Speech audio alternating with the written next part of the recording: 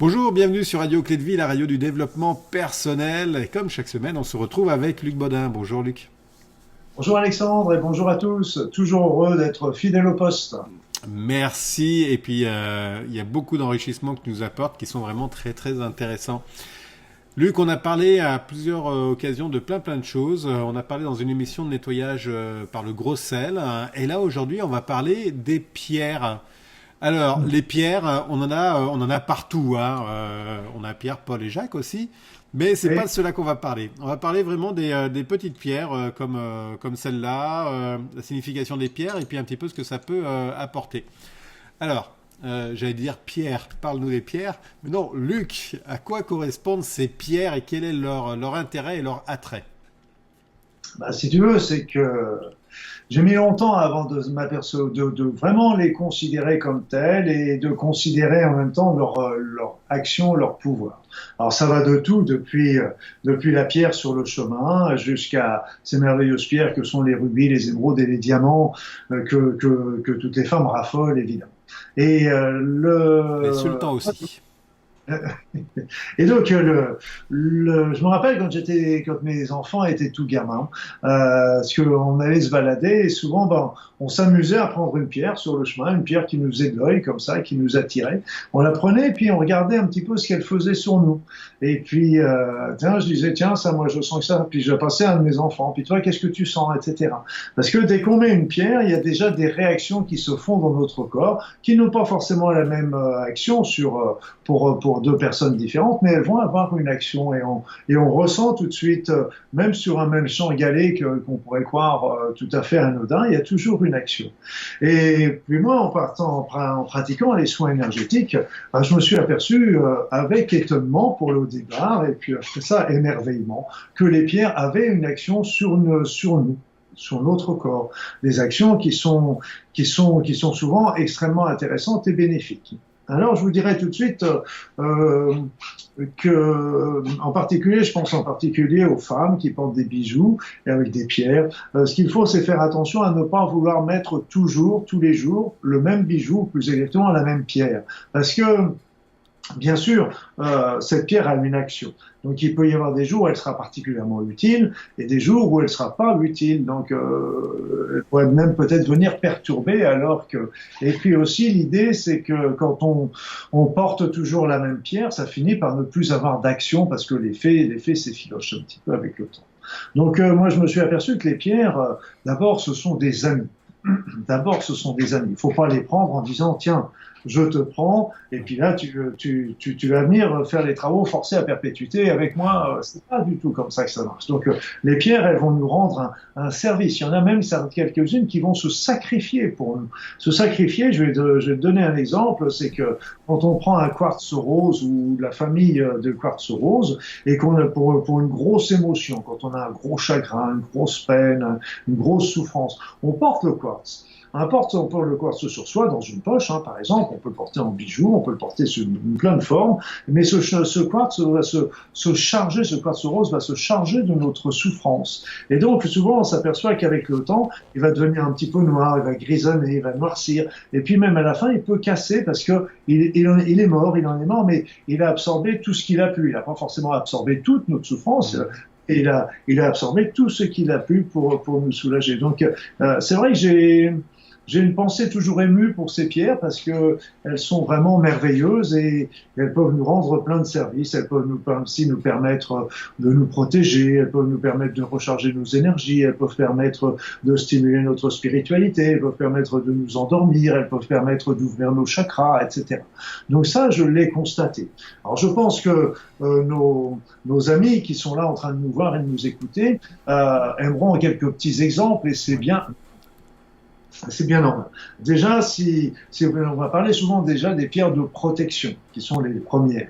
Les pierres de protection qui vont nous protéger un petit peu contre les énergies nuisibles, les énergies perverses, les énergies qui pourraient venir nous perturber. Alors, il faut bien savoir qu'il n'y a pas une pierre qui va faire protection complète. Ça n'existe pas. Elles vont toutes agir à des niveaux différents. Moi, il y en a une que j'aime beaucoup, qui est l'obsidienne turquoise céleste, et qui est une pierre verte, et on voit souvent un petit rond au centre comme un œil. Et donc c'est une pierre qui un petit peu contre le mauvais œil, je dirais quelque part, et qui est une pierre qui est de protection.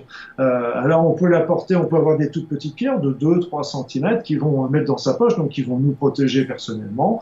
Après ça, on peut acheter des pierres rondes, des sphères qui vont avoir un champ d'action de 10 mètres, de 15 mètres, et donc qui peuvent protéger complètement une habitation.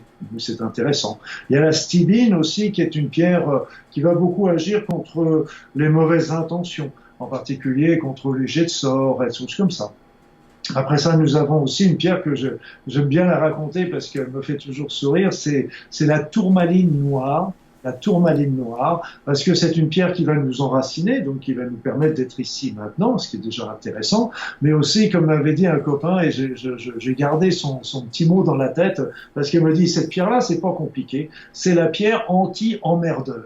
Et donc, quand vous avez cette pierre-là, s'il y avait quelqu'un qui devait venir vers vous pour vous ennuyer, etc., eh bien, comme vous avez cette pierre, bah, ça va le repousser, il va aller embêter quelqu'un d'autre. Donc ça, c'est des pierres de protection. Après ça, il y a d'autres pierres qui sont, moi j'aime beaucoup, c'est la métisse qui est merveilleuse. On fait des très beaux bijoux avec ça. Et c'est une pierre qui va nous permettre d'arriver le calme, la détente, la méditation. C'est une pierre aussi qui va nous porter aux éléments supérieurs spirituels. Donc moi, je sais que autrefois, j'avais un lieu personnel où je faisais des stages et j'avais toujours mis dans ce lieu une grosse géode d'améthyste qui apportait toujours le calme et apportait le bien-être et l'harmonie au sein du groupe. Vraiment, c'était intéressant.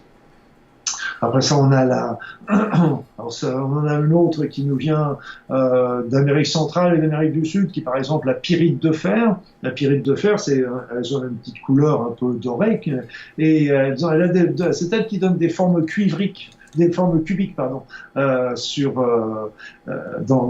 sa géométrie. Et ça, c'est une pierre qui est une pierre de recharge. C'est-à-dire, que c'est une pierre qui va nous aider à bien nous recharger énergétiquement, donc de nous apporter force et vitalité. Et donc, à travers ça, ça va nous permettre d'avoir une meilleure efficacité dans notre travail, et ça va aussi permettre d'avoir aussi une meilleure créativité.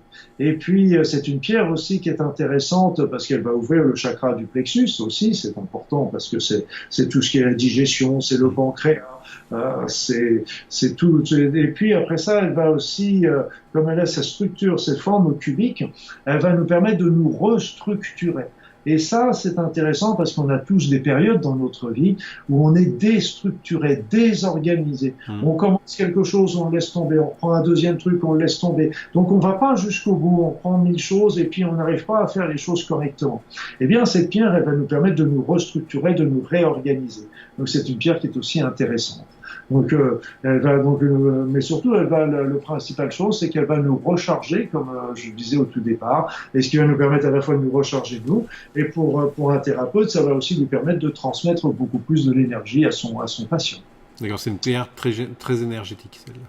Très énergétique, très puissante. D'ailleurs, j'avais eu l'occasion d'acheter d'ailleurs un petit bout de d'une météorite plus exactement, et donc c'était une toute petite pierre ronde et ils en vendaient des petites lamelles comme ça, et cette pierre, je sais pas de quoi elle est faite, mais elle avait une puissance au niveau, elle a toujours une puissance au niveau énergie, c'est absolument fabuleux. Et puis il y a la Rolls-Royce qui est des pierres qui est toujours quelque chose que j'adore, c'est le quartz. Le quartz, on appelle ça, donc c'est vraiment une pierre qui est remarquable, c'est une pierre qui contient l'information. Tous nos ordinateurs ne marchent qu'avec grâce au quartz. Et si on n'avait pas le quartz, on n'aurait plus tout ça. Donc c'est une pierre qui emmagasine l'information. Et donc c'est une pierre qui est intéressante aussi parce que on peut la nettoyer. Et quand on la nettoie, il faut la nettoyer. Quand on peut la désinformer avec du gros sel en particulier, donc on pose la pierre, ça permet de la désinformer, de la nettoyer. Et puis après, on peut lui demander une action. une action. Par exemple, si on la met dans la maison, on va demander qu'elle apporte l'harmonie dans la maison. Dans un travail, elle peut nous permettre de nous aider à développer nos activités. On peut lui demander qu'elle vienne nous protéger aussi contre les énergies nuisibles. On peut lui demander à ce qu'elle vienne nous aider à développer tel ou tel talent ou telle action. Donc, c'est une pierre qui est vraiment extrêmement intéressante parce que on peut en faire 1000 choses avec cette pierre et elle est absolument merveilleuse. Et je pense que tu as entendu parler aussi des fameux crânes de cristal. Oui, justement, oui. Cristal. Et donc, en fait, maintenant, on en fait avec toutes les pierres. Il y a eu la légende avec les 13 crânes de cristal. Ouais, justement, oui. Tiens, parce qu'on dit que ces 13 crânes de cristal contiendraient toute la connaissance de l'humanité, de la Terre, et quand ces 13 crânes vont être réunis, ça va réouvrir, c'est la légende Maya, ça. Mais on a aussi des crânes, et le crâne, ce qu'il faut comprendre, c'est que l'aspect géométrique d'un crâne humain n'est pas anodin du tout, parce que c'est vraiment, il est fait pour emmagasiner aussi la connaissance. Et la représentation des crânes tels qu'on les voit dans certains pays, chez nous, au départ, les crânes n'étaient pas le symbole de la mort. Au départ, le crâne était le symbole de la connaissance. Okay. Et là, d'ailleurs, c'est amusant parce que quand en France, on a pas mal de représentations avec Marie-Madeleine, qui, d'après la légende, était la femme de Jésus. Et cette femme serait venue passer une bonne partie de sa vie après la crucifixion de Jésus en France, en Gaule à l'époque. Et elle est toujours représentée avec un crâne à côté d'elle sur un livre ouvert. Et donc, crâne représentait la connaissance. Et quelle connaissance elle transmettait? Bien sûr, c'était l'enseignement de Jésus. Ouais. Et pourquoi le livre ouvert, ça voulait dire qu'elle était dans la diffusion de la connaissance, alors que le livre fermé aurait été la connaissance secrète. La connaissance. Donc le quartz est un élément extrêmement intéressant parce que on peut en faire vraiment des choses merveilleuses. Mais je dirais aussi à ceux de personnes qui nous écoutent, avant d'utiliser quelque pierre que ce soit. Oui, justement, comment est-ce que tu utilises ces pierres-là? Et puis, je crois qu'il y a des choses à faire. Hein. Voilà, la première chose, c'est de la nettoyer, cette pierre. La nettoyer, quelle qu'elle soit. Et surtout, moi, je suis pas très chaud, d'ailleurs, pour tous les bijoux qui ont déjà été portés. Parce que là, on trouve beaucoup l'énergie de la personne et on a souvent beaucoup de mal à la nettoyer de cette empreinte émotive, que ce soit les bijoux d'ailleurs, mais que ce soit n'importe quel objet. Et donc, il faut vraiment les nettoyer. Moi, la meilleure manière que je fais, la meilleure solution que je trouve, c'est simplement de les mettre sur un lit de sel. Moi, je mets un lit de sel, de gros sel marin, toujours, avec un petit feutre ou un petit linge fin, et je pose ma pierre dessus. Je mets un petit linge parce que j'ai toujours peur que le sel ronge un petit peu le côté vernissé qui est sympathique. Alors, on peut la tremper dans l'eau, mais là encore, ça va être un petit peu plus corrosif, etc. Mais moi, c'est toujours le gros sel. Alors, il y a d'autres techniques qui sont proposées que j'ai jamais trop utilisées, mais qui sont intéressantes. Il y a l'encens, il y a la lune montante, etc. Il y a le feu de bois, etc. Je les ai pas trop utilisées. Et puis, il y a le fait de la mettre au soleil aussi, me semble-t-il. Et moi, je pense, je trouvais plus que quand on la mettait au soleil, ça la rechargeait plutôt que de la nettoyer. D'accord, ok. C'est un peu mon impression à moi. Mais pour la nettoyer, je vais vous donner un scoop. Je peux te donner un scoop? Bien sûr, et je pense qu'ils vont être tous contents d'avoir. Allons-y pour un scoop. Allez, le scoop de Luc Baudin. La journée. Vous voulez nettoyer une pierre. Ça, c'est un moki. Un moki qui nous vient du Kansas, ça marche toujours par deux. Normalement, elles n'ont pas besoin d'être nettoyées. C'est un mauvais exemple. Mais bon, c'est celles qui sont sous la main là devant moi. Donc, je prends ma pierre. Je la mets dans ma main. Et pour la nettoyer, qu'est-ce que je fais? Je demande à ce que cette pierre soit nettoyée. Tout simplement. C'est compliqué. Moi, tu sais, toujours, il faut que ce soit simple, facile, efficace. Tant que c'est simple, facile, efficace, ça me va bien. Les moki, tiens d'ailleurs, puisqu'on en parle, les moki, c'est des pierres qui nous viennent des États-Unis. Je crois que ça vient du Kansas, ça. Et ça là maintenant, sont des pierres que ça fait longtemps que j'ai parce qu'elles sont grosses. Maintenant, les moki qu'on retrouve sont beaucoup, beaucoup, beaucoup petites. Et ça sont des pierres qui sont intéressantes parce que elles absorbent les mauvaises énergies qu'on a pu attraper. D'accord. comme tu fais des soins, même dans ta vie courante, etc. T'attrapes, donc tu peux utiliser le gros sel. Moi d'ailleurs, je l'utilise souvent avec le gros sel, et puis j'utilise souvent ces moquis. Et rien que de porter ces moquis, je sens des choses qui se font dans moi. Donc, les moquis se chargent de toutes les mauvaises énergies. Et ce qui est intéressant dans ces moquis, c'est qu'elles n'ont pas besoin d'être nettoyées. Ok. C'est intéressant. Donc elles absorbent en fait toutes les mauvaises énergies et tu les nettoies pas. Toutes les mauvaises énergies. Alors, il y en a d'autres qui le font un petit peu comme les pierres ponces ou les pierres de lave. Elles le font aussi très bien, ça aussi. Le seul problème, c'est que les pierres ponces et les pierres de lave, on a beaucoup plus de mal à les nettoyer après. Parce que les moquis, il n'y a pas besoin. Donc, ce qui est rigolo, c'est qu'en même temps qu'on choisit ces pierres, on voyage. Parce qu'on connaît aussi la fameuse shungite qui nous vient de Russie, elle, par contre. Et ça, c'est une pierre qui est aussi absolument merveilleuse. On pense, et je pense que c'est plus que penser, c'est que ce serait parce qu'on en trouve simplement en Russie de cette qualité-là. La meilleure qualité, c'est vraiment la Russie. Et ça serait une pierre qui viendrait d'un météore qui serait tombé sur Terre. Et donc, ce serait une météorite qui serait descendue sur la Terre, et donc ça ferait que cette pierre est très particulière. Elle a une structure cristalline très particulière. Contient tous les atomes qui existent sur la Terre sont dans cette pierre. Et le premier élément qu'on a eu, les premières sources qu'on a eues avec la shungite, c'est que mes collègues médecins russes utilisaient cette pierre pour leurs patients dans les hôpitaux. Et ça leur permettait d'améliorer leur convalescence, améliorer leur cicatrisation après les interventions, etc.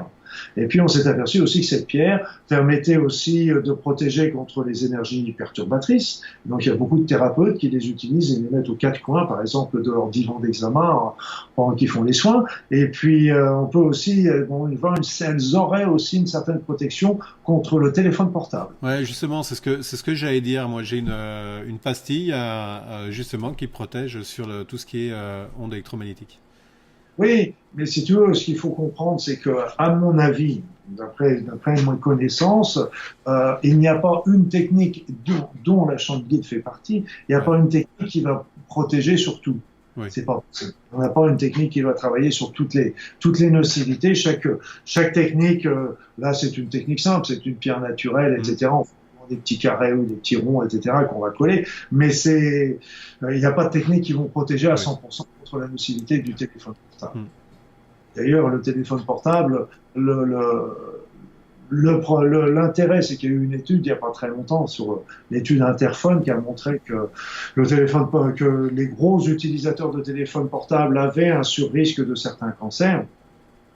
Mais ça, c'était au bout de 10-12 ans. Mais ce qui sera, c'est pas parce qu'il n'y avait pas de nocivité pour les autres qu'il n'y en aura pas au bout de 15 ans ou à fortiori au bout de 20 ans.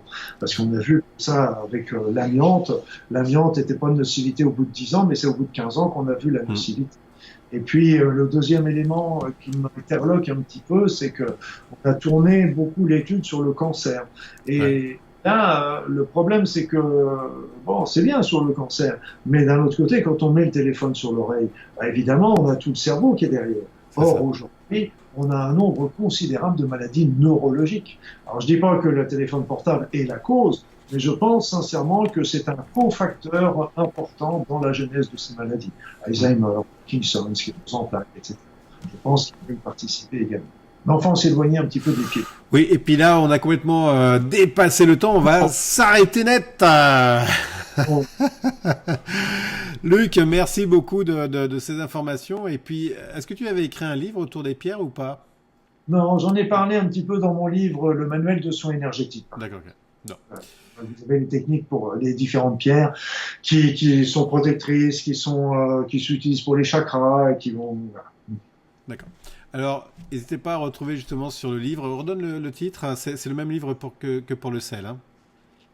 C'est le manuel. Là, c'est le manuel de soins énergétiques. Et tu sais que j'en parle aussi avec les e-learning. Hein. J'ai développé un e-learning aussi à la découverte des soins énergétiques, les cours en ligne, comme on dit. Donc, il y a tout un petit module à la découverte des soins énergétiques dont je parle, comment ressentir les énergies, les corps énergétiques, etc. Et dont je parle également de ces fameuses pierres. D'accord, super. Alors, allez voir le site de Luc Baudin ou le site qui s'appelle le e-learning, c'est le comment? Oui, les personnes vont sur mon site, luc-baudin.com. Et puis ils vont voir, ils vont voir e-learning, cours formation en ligne, et puis ils n'ont plus qu'à cliquer. Et c'est guidé. Aussi simple que ça. Allez Luc, on se retrouve semaine prochaine. Merci à tous et à bientôt. Bye bye. Bye bye. Merci.